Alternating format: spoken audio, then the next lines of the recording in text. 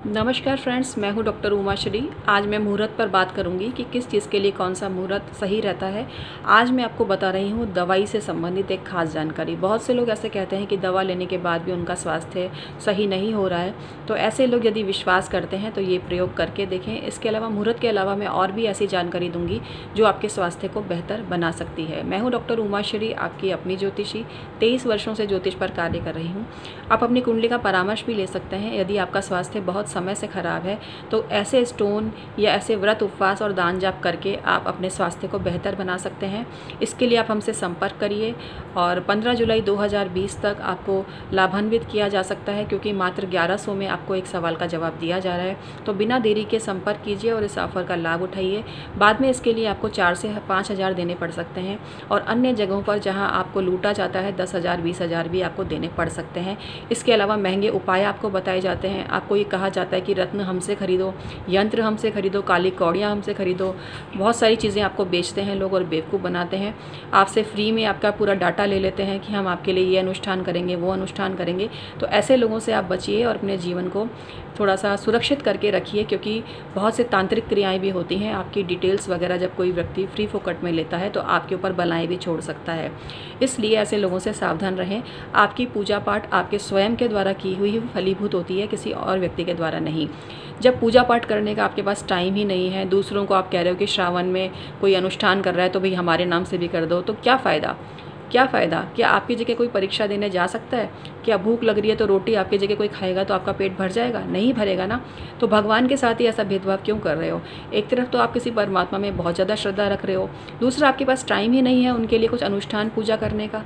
तो ये चीज़ समझ लो कि आपके नाम से जो व्यक्ति अनुष्ठान करा रहा है वो सिर्फ अपनी शक्ति को बढ़ा रहा है, उससे आपको कोई फ़ायदा होने वाला नहीं है। वो सिर्फ आपको एक मजबूत ग्राहक के रूप में पूरी ज़िंदगी भर की बंदी बांध रहा है, जिससे कि आप उसके आंचल से निकल कर या उसके गिरफ्त से निकलकर कहीं और ना चले जाओ।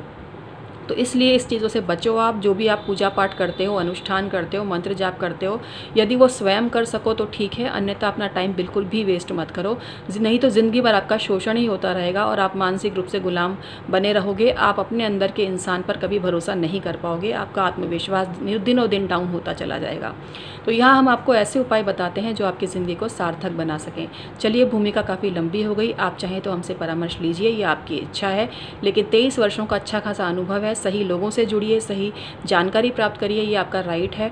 सोशल डिस्टेंसिंग रखनी भी बहुत ज़्यादा ज़रूरी है, इसलिए डायरेक्टली किसी ज्योतिषी से ना मिलें। आप जिनसे भी मिलेंगे वहाँ रोग का खतरा पनप सकता है, क्योंकि बहुत सारे लोग होटल में रहते हैं, ठहरते हैं, किसी के घर में ठहरते हैं और वहाँ का वातावरण क्या है ये आप नहीं जान सकते। इसके अलावा अपनी कुंडली को गोपनीय रखना भी ज़रूरी होता है। जहाँ पर दरबार लगते हैं, जहाँ 100,000 लोगों की भीड़ रहती है, वहाँ आपकी कोई भी बात गुप्त नहीं रहती। बहुत सारे लोगों को आपके बारे में पता चल जाता है, आपके वीक पॉइंट पता चल जाते हैं। इसलिए अपनी कुंडली को गुप्त रखिए, ऑनलाइन परामर्श रखिए। ये स्वास्थ्य की दृष्टि से भी सेफ़ है, आपकी जेब के लिए भी सेफ़ है, आपके मानसिक स्वास्थ्य के लिए भी सेफ़ है। तो तुरंत संपर्क करिए और आप खुद सोचिए कि आपको करना क्या है। मेरा काम था आपको सलाह देना। तो चलिए मूल बात पर आते हैं। आज आपको बता रही हूँ स्वास्थ्य को बेहतर करने के लिए किस मुहूर्त में आपको दवाई लेनी चाहिए। दवाई अगर आप लेते हैं तो सबसे पहली चीज़ है वृद्धि योग का त्याग करें। वृद्धि योग में आपको दवाई नहीं लेनी चाहिए। पंचक इत्यादि का भी त्याग करें। लेकिन एक निवेदन ये है, डिस्क्लेमर है, कि जो दवाई आवश्यक है उसका त्याग ना करें और उसके लिए फिर किसी मुहूर्त में ना जाएं। ये मुहूर्त सिर्फ आपके लिए एक जानकारी देने भर को है, हम बाध्य नहीं करते हैं। कोई भी दवा जो आपके जीवन रक्षा से संबंधित है उसको अपने हिसाब से लीजिए और उसके लिए किसी मुहूर्त को ध्यान मत दीजिए। मित्रों, जो आपका जन्म नक्षत्र होता है ना, उसके लिए उसमें दवाई लेने को त्याज्य कहा गया है। उस समय में दवाई नहीं लेनी चाहिए। दवाई को कभी सिरहाने ना रखें, साइड में रखें या पैरों की तरफ रखें। ऐसा करने से बीमारी जल्दी ठीक होती है। जो चीज़ें डॉक्टर ने आपको खाने पीने के लिए मना की है, उन चीज़ों का दान अन्य व्यक्तियों को करें तो स्वास्थ्य जल्दी ठीक होता है। दवा प्रारंभ करने के लिए सोमवार, बुधवार, गुरुवार और शुक्रवार का दिन अच्छा रहता है। दवाई खाने, वैसे तो भगवान ना करे कभी आपको दवाई खानी पड़े, लेकिन खानी ही पड़ती है, ज़रूरी है स्वास्थ्य को उत्तम करने के लिए। तो इन खास नक्षत्रों में दवा प्रारंभ करने से दवा जल्दी असर करती है। ये मैं नहीं कहती, ये हमारा मुहूर्त शास्त्र कहता है, जो कि प्राचीन धरोहर है, प्राचीन ऋषि मुनियों की रचना है। तो मुहूर्त विज्ञान के आधार पर ही मैं ये जानकारी आपको दे रही हूँ। तो वो नक्षत्र इस प्रकार हैं जिनमें दवाई लेने से जो आपका उपचार है वो जल्दी होता है और आप जल्दी ठीक होते हो। अश्विनी नक्षत्र, हस्त नक्षत्र, पुष्य नक्षत्र, अभिजीत, मृगशिरा, रेवती, चित्रा, अनुराधा, स्वाति, पुनर्वसु, श्रवण, धनिष्ठा, शतभिषा और मूल नक्षत्र को मंगलकारी बताया गया है। ऐसा कहा गया है कि इन नक्षत्रों में दवा प्रारंभ करने से स्वास्थ्य जल्दी ठीक होता है। इसके अलावा आपकी कुंडली में मार्केश का देख लें, मार्केश और रोगेश की स्थिति देखें और उसके हिसाब से महामृत्युंजय मंत्र का जाप करवाएं या स्वयं भी करें तो आपको बहुत ज़्यादा फ़ायदा होता है। अभिमंत्रित जल पीने से भी फ़ायदा होता है। मंगलवार और शनिवार को अपनी नज़र और झाड़ा जरूर करवा लेना चाहिए, उससे भी बहुत ज़्यादा फ़ायदा होता है। लेकिन हम एक डिस्क्लेमर टाइप दे रहे हैं कि हम आपको जबरन नहीं बोलते इन बातों को करने के लिए। अगर आपकी अंतरात्मा अलाउ करती है तो आप इनको फॉलो करें, अन्यथा नहीं। आपको जैसा सही लगता है वैसा ही करें, क्योंकि किसी भी प्रकार की कोई चीज़ के लिए आपका मन मानसिक रूप से तैयार होना बहुत ज़रूरी है, तभी हर चीज़ आप पर काम करती है। ये मुहूर्त एक अनोखी विद्या है जो हमारे ऋषियों की धरोहर है और जो इनमें श्रद्धा और विश्वास रखता है वही वर्क करती है, क्योंकि कुछ खास नक्षत्र होते हैं जिनकी वजह से हमें उन नक्षत्रों की शुभ स्थिति मिल जाती है और इसीलिए कहा गया है कि किसी खास नक्षत्र में खास काम करने से उस कार्य की सिद्धि होती है। कोई बीमारी कब चालू हुई है और कब समाप्त होगी, इसके बारे में भी मुहूर्त विज्ञान में काफ़ी विस्तार से बताया गया है।